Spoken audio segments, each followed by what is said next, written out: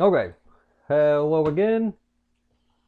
So this video is the basics, an introduction to public key technology.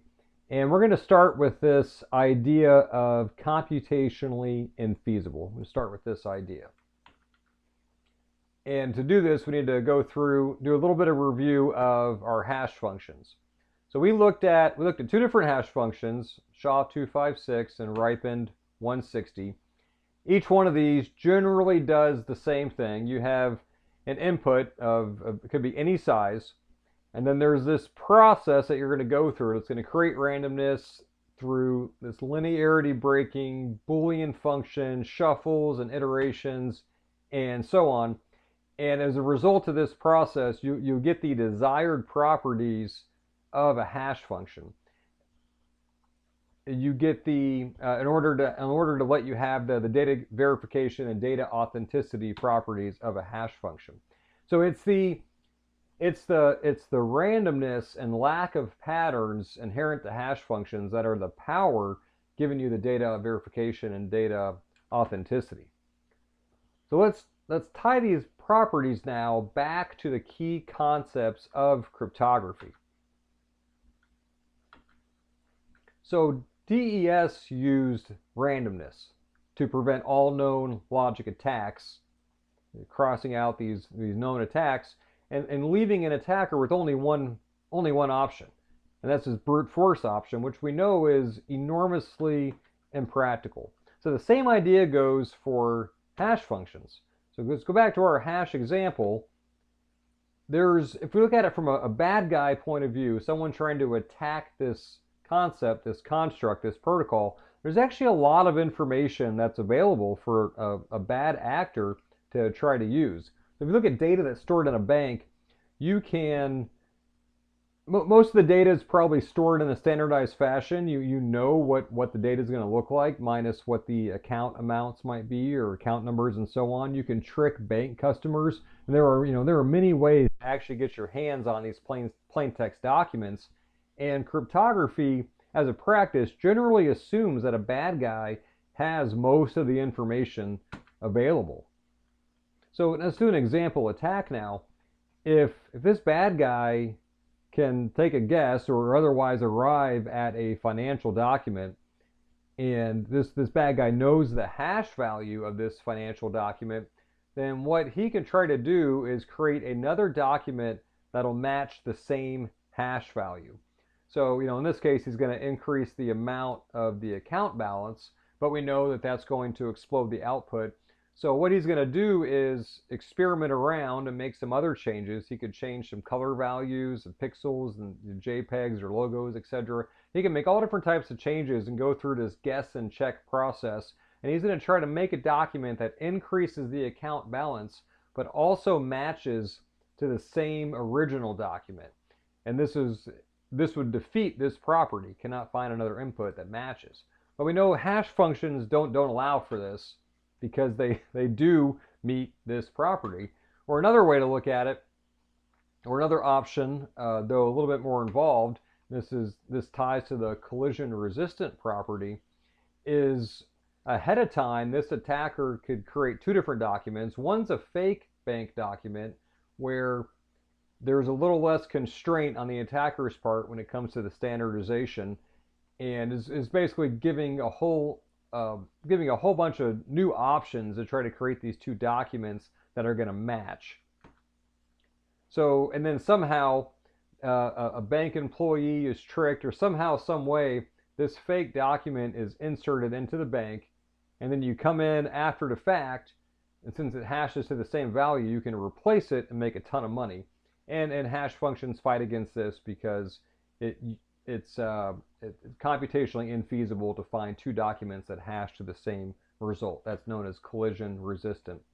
So the hash function properties are what prevent logic attacks. They prevent all the known logic attacks. And the only option that an attacker has is to go and do a brute force attack, a guess and check all the instances of what the options are. And it's just not possible. Even if you have all the information that you need, you know the process and so on, it is computationally infeasible. So the effort required to reverse engineer a hash function is so large, lifetime of the universe times this number. This is such a large number. It's just beyond human comprehension. That's the term, computationally infeasible, and that's the main point, computationally infeasible. So hold on to that thought. Computationally infeasible is also the main idea behind public key technology. We use these math problems, the integer factorization or the discrete log problem.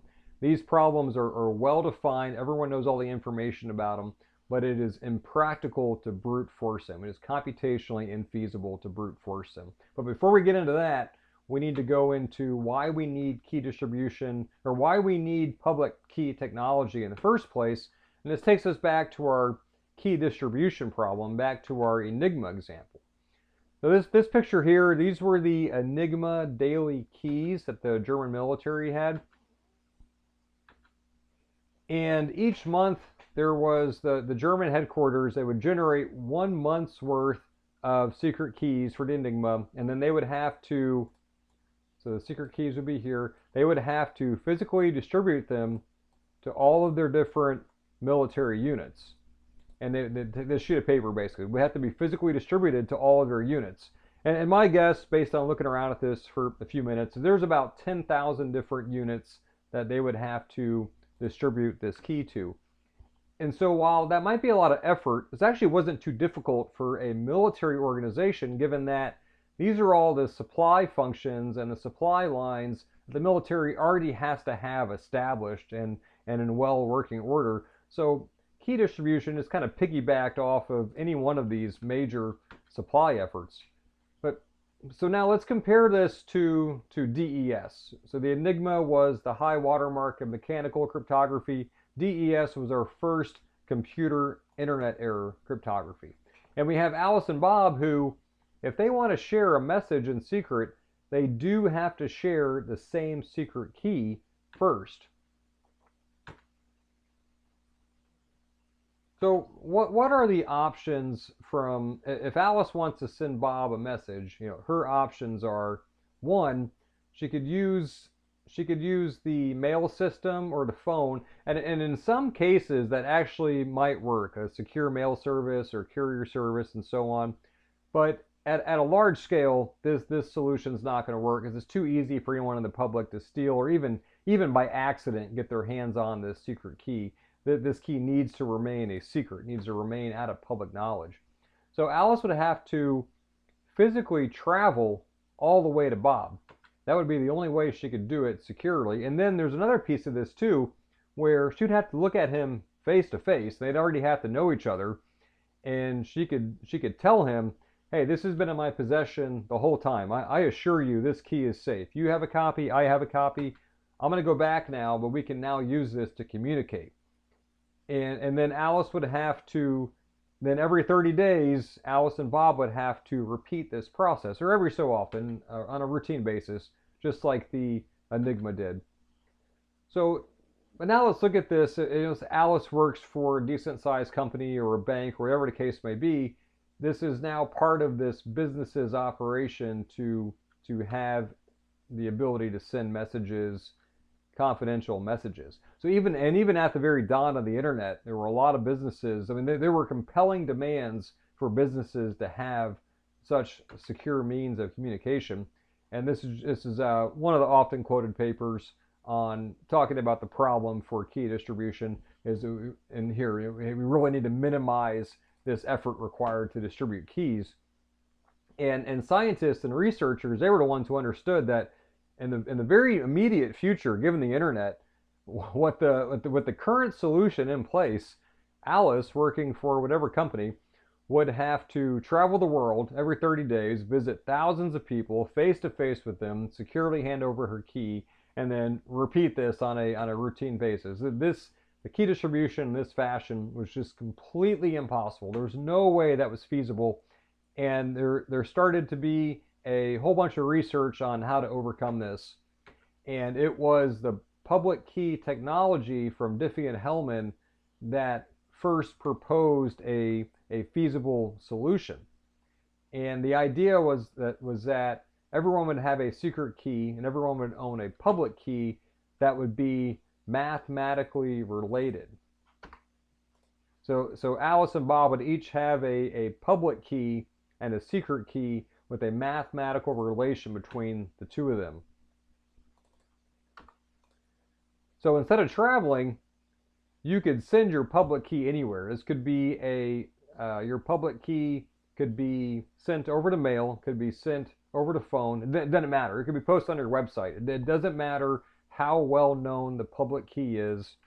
It could be disseminated widely. And then there's another piece of this too. We're going to cover this in a future video, but it's the idea of digital signatures is what replaced the requirement to meet face to face and do a handshake and ensure the key hadn't been tampered with and so on. So public key technology solves the problem of transporting keys.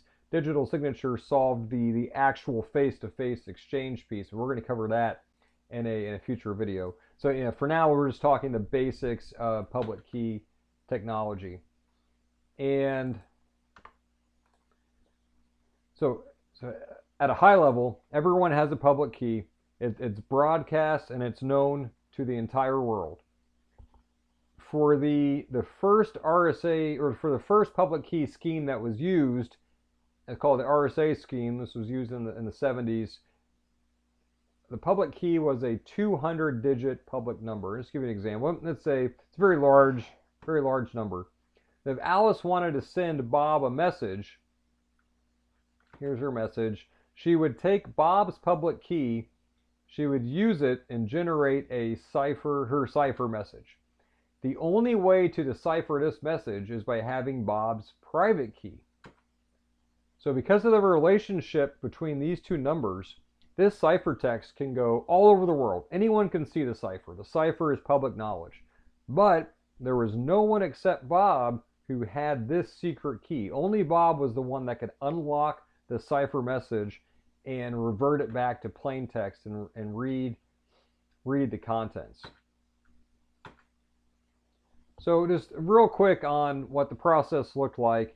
The RSA process started with a secret. It started with two large secret prime numbers. When multiplied together, they made this 200-digit public number N. And we'll get into more on this equation for theta later.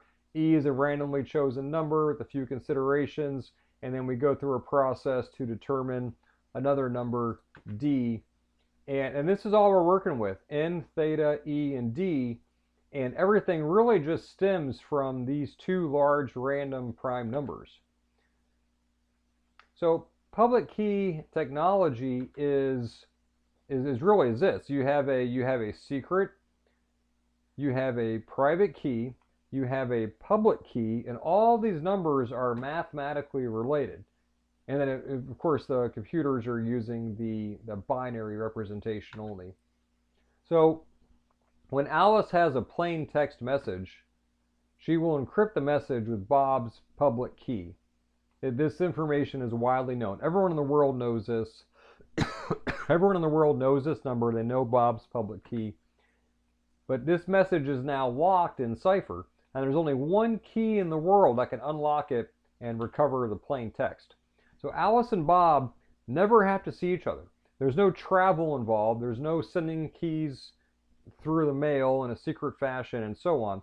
Alice just finds Bob's very public key, encrypts her message, and Bob, who is not sharing his private key, it stays with him at all times, he is the only person with the only key that can unlock that message.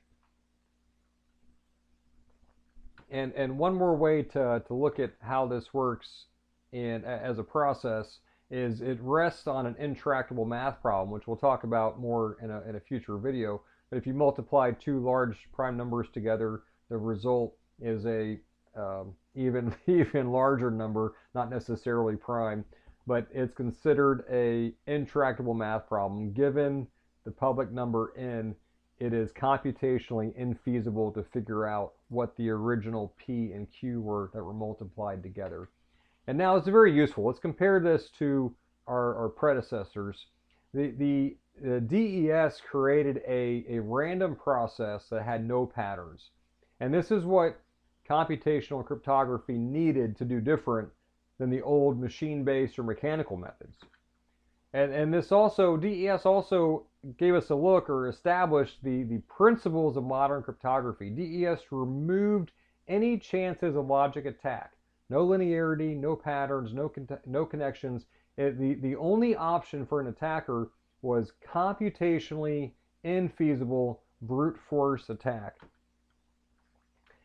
Next, since DES itself, the process itself was random and had no patterns, you could remove the secret key altogether and just put in data as the input. Your output was still random. It still had no patterns. There was no links between the output and the input, no connection between the output and the input. And with public key technology in your intractable math problems, it's the same one-way concept that's happening here. The one-way concept just comes from a very hard math problem. It's very easy to take P and Q, multiply them together, and get N. It's very easy to find E and D. But if you start with just N or E, it is computationally infeasible to determine or to reverse engineer what the original secret numbers are.